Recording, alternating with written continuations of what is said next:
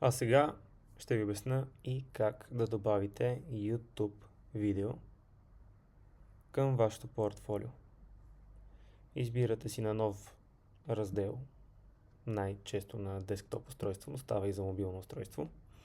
Избирате линка от видеото, което е хубаво да сте качили в YouTube. Много важно уточнение е видеото да не бъде качено като YouTube Reels. Защото в тази ситуация то няма да може да бъде изобразено от софтуера. Затова бъдете внимателни и качете видеото си в обикновен YouTube формат. Копирате линка и добавяте линка към видеото. Ако го добавите втори път, не се притеснявайте, можете да го премахнете. Няма лимит и на видеята, които да качите.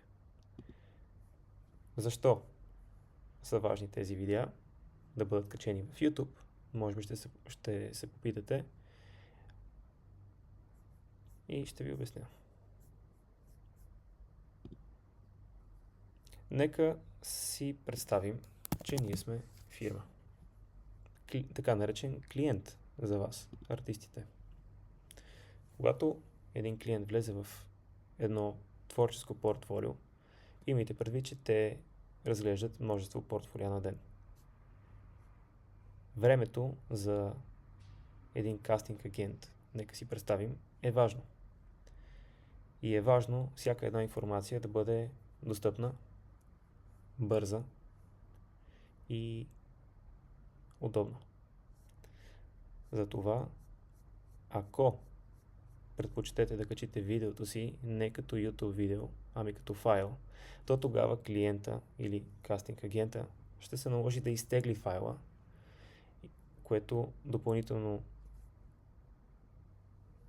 утежнява устройството на клиента, докато всъщност разгледа вашето видео. По този начин обаче клиента може да се запознае с вашето творчество, без да се налага да тегли видеото. Може да превърта напред, да превърта назад и да се запознае набързо с вашето портфолио, без да се налага да излиза от портфолиото ви. Надявам се да ви е било полезно.